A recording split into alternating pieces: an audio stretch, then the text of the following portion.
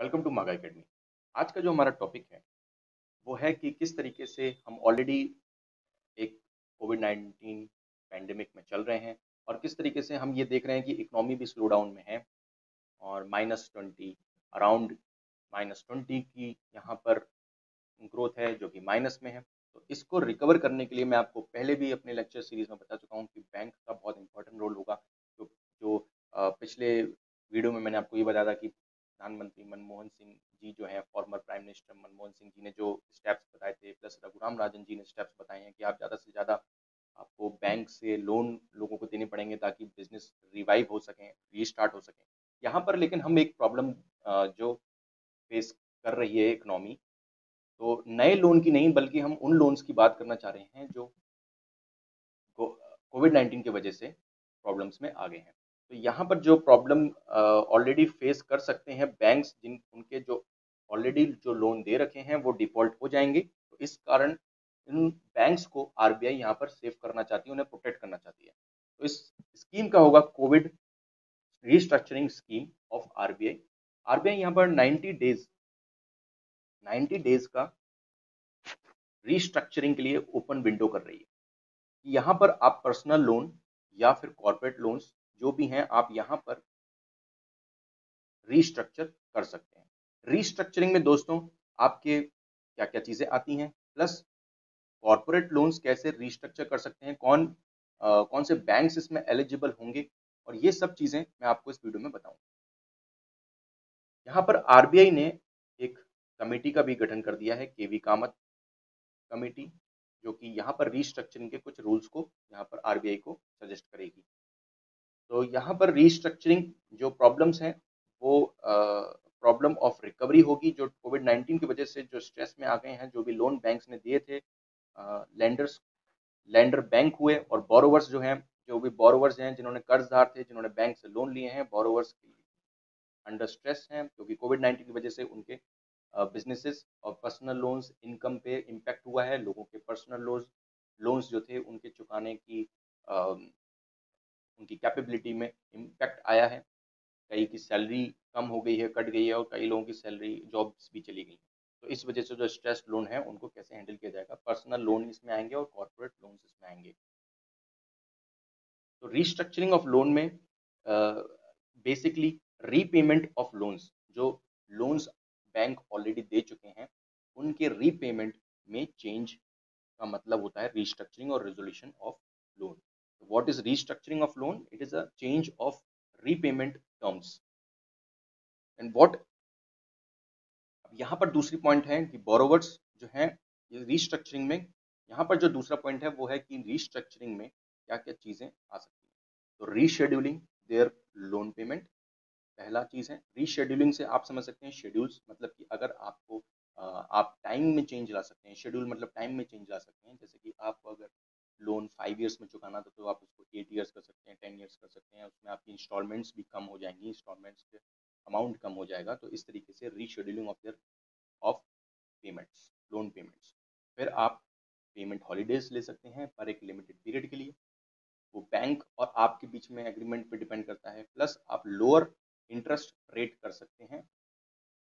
अगर ये जब भी पॉसिबल है, अगर इंटरेस्ट रेट को लोअर करना है आपको, तो आपको एक एग्रीमेंट करना पड़ेगा जो कि आपको बैंक के साथ ही होगा।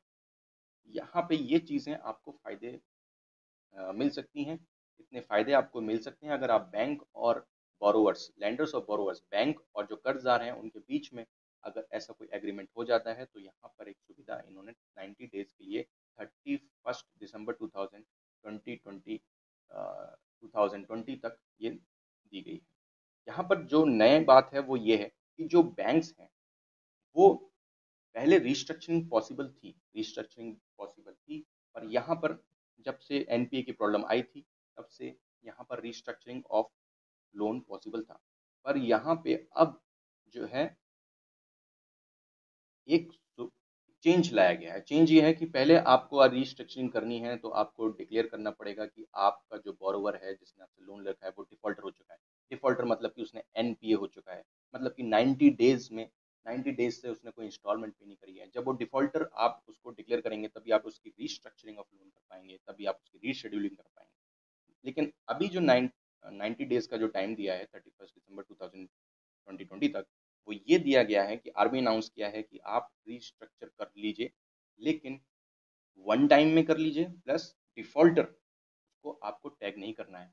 आपको जो आपका बोरोवर हैं उनको डिफॉल्टर टैग नहीं करना है, बल्कि उनका स्टैंडर्ड अकाउंट रहेगा, पर उनका बस रीस्ट्रक्चरिंग की फैसिलिटी मिल जाएगी, लेकिन उनको डिफॉल्टर आप मत मानिए, क्योंकि वो कोविड-19 की वजह से ये स्ट्रेस में आए हैं।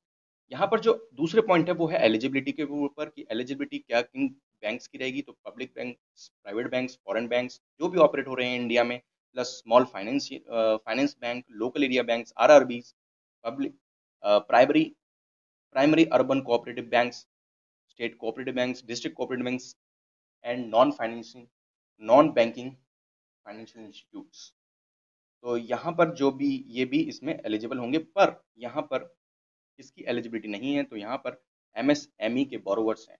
देखिए, कॉर्पोरेट लोन्स जिन्होंने लिए हैं वो सब इसमें आते हैं, लेकिन एमएसएमई जो है वो एक डिफरेंट सेक्टर होता है, उसके लिए एक डिफरेंट स्कीम्स चलती हैं।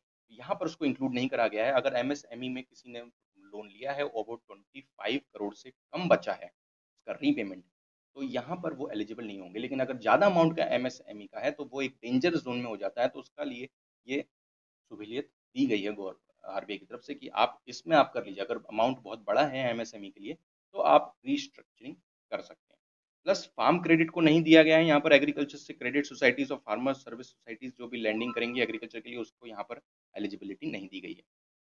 यहाँ पर सिर्फ personal and corporate loans that came under stress due to कोविड-19, वही लोन्स जो कोविड-19 की वजह से, मतलब कि 1 मार्च 2020 में जो बोरोवर्स हैं वो 1 मार्च 2020 तक अपने ड्यूज पे कर रहे थे, अच्छे से उनके लोन रीपेमेंट हो रहे थे, लेकिन अब वो स्ट्रेस में हैं। यही एलिजिबिलिटी है बोरोवर्स की यहाँ पर। और कॉर्पोरेट्स के लिए जो रखा गया है कि कॉर्पोरेट कैसे रखेंगे, तो उन्हें पहले एक साइन करना पड़ेगा inter creditor agreement, ICA।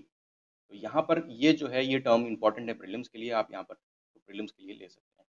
With in 30 days आपको ये साइन करना पड़ेगा। अगर आपने लोन आपने अगर बैंक के साथ कुछ एग्रीमेंट आपकी रीस्ट्रक्चरिंग के लिए एग्री कर गए हैं आप, तो एग्री करने के बाद बैंक और लेंडर के बीच में जो ये एग्री करने के बाद आपको ये साइन करना पड़ेगा इंटर क्रेडिटर एग्रीमेंट 30 डेज के अंदर। अगर आप 30 डेज के अंदर फेल हो जाते हैं उसको साइन करने में, तो देन नेक्स्ट चांस आपको नहीं मिलेगी इस 90 डेज में, और आप 90 डेज में दोबारा से अप्लाई नहीं कर सकते, ताकि आप बैंक का समय बर्बाद ना करें। तो इस वजह से ये वन टाइम ही रखा गया है।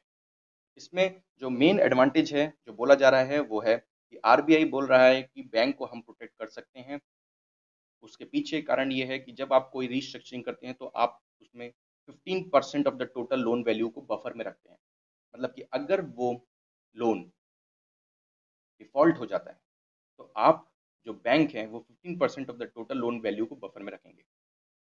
तो बफर में रखेंगे, अपने पास सेव करके रखेंगे, तो फिर ये चीज़ यहाँ पर इम्पैक्ट उसका बैंक के ऊपर कम पड़ेगा।